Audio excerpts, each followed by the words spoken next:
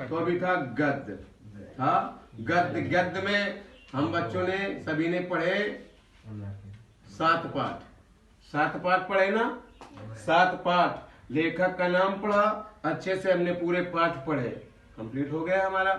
ये गद्य खंड हमारा कंप्लीट हुआ। इसमें से 2 गद्यांश होंगे, कितने? 2 गद्यांश। और 2 गद्यांशों में किन्हीं एक गद्यांश को पढ़ करके उनके तीनों प्रश्नों के उत्तर लिखना है। पहला प्रश्न, दूसरा और तीसरा। ये तो कितने गद्यांश लिखे हैं? 2। उनमें से हमें एक के जो हमें अच्छी तरह से प्रश्नों का जवाब आ रहा है वो कर रहे हैं। अब उसी में से आता है पद्य खंड, उसी में होता है पद्य खंड। 2 पद्यांश लिखे हैं और 2 पद्यांशों को पढ़ करके जो आ रहे हैं तो किसी एक पद्यांश के प्रश्नों के उत्तर लिखना है। कर देंगे ना बच्चा? Yes sir. बस तो इसके लिए भी अब हम पद्य में आएंगे। तो पद्य में 13 पाठ है।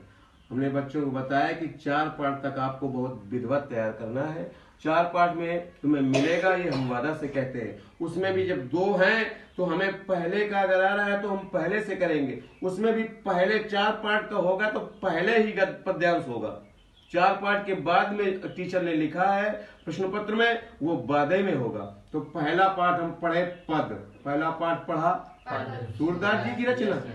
दूसरा पाठ हमने पढ़ा धनुष भंग, दूसरा पाठ हमने पढ़ा धनुष भंग, है ना? धनुष भंग में तुलसीदास जी ने लिखा और वनपथ पर, वनपथ सवैये लिखे। तीसरे पाठ में रसखान जी हमारे आए, समझ रहे हो ना? रसखान जी ने लिखा सवैये, सवैये पाठ का नाम बढ़िया से रखना, सवैये। और एक लिखा है कवित्व, समझ रहे हो? तो कवित्व गोरज विराजे भाल लैल ही बनमाल, इतना याद रखना। गोरज, उसमें अगर प्रश्न पूछा गया फिर ना आ जाए, बच्चा कंफ्यूज होता है। गोरज, गो माने होता है गाय, क्या होता है? रज माने क्या होता है? क्या बात है बच्चा? धूल। तो गाय के पगों से, गाय के पैरों से, गाय के खुरों से उड़ने वाली धूल श्री कृष्ण के माथे में शोभायमान हो रही है। एक सखी कह रही है, सखी देखो श्री कृष्ण जी जंगल से गाय चरा करके घर लौट रहे हैं, तो गायों के पगों से उड़ने वाली धूल उनके माथे पर शोभायमान हो रही है। ठीक से बस इतना याद रखना, समझ रहे हो? हाँ। और गले में भजंती माला धारण किए हुए हैं, है ना? यही पंक्तियां हैं।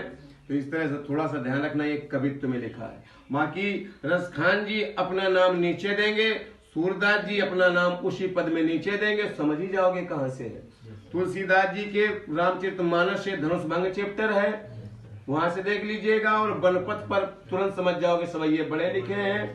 शुरू से हमने तुम्हें पढ़ाया भी था कि पुरुषे निकसी रघुवीर बधू धर धीर दये मग में डगद्वय, और झलकी भल भाल कनी जल की पुट सूख गए अधरा धरवे। फिर पूछती है चलने अब केतिक पर्ण कुटी करी हो कि तो है, और तीकी आतुरता लखी पी की अखियां जल चाहे चली जल चुए, इस तरह लिखा है। तो थोड़ा सा देख लेना, हमने पढ़ाया सभी बच्चों को अच्छे से आता होगा। तो ये धनुष भंग हो गया, रसखान जी के सवैये हो गए। चौथे पाठ में आते हैं हम, तो भक्ति नीति, भक्ति नीति और नीति दोनों में लिखा है उन्होंने। भक्ति के 2 में मेरी भवबाधार और राधा नागर सोए, 7 अर्थ, 3-4 अर्थ बताए थे लगभग सभी बच्चों को एक साथ पढ़े हैं। तो भक्ति में मेरी भवबाधार और राधा नागर सोई, और जातन की झाई परत श्याम हरित दुति होए, ये भी पहले से। और जैसे नीति में आते थे, जो चाहत चटकना घटे मैलो होए न मित्र, और रज राजस छुआए ते ने चेकनो चित्र, ये था ना? यदि तुम चाहते हो कि मित्रता की चमक फीकी ना पड़े, तो धन रूपी धूल को इस स्नेह से चिकने अपने हृदय में, मन में, है ना, धन रूपी धूल को ना पड़ने दे। यदि तुम चाहते हो कि मित्रता ना घटे, मित्रता की चमक कमजोर ना हो, तो स्नेह से चिकने मन रूपी दर्पण में धन रूपी धूल न पड़ने दे। ये नीति के आधार पर। और था कि बुराई जो तजय तो चित खरोड रात, अजो निकलंक मयंक लखी, और गने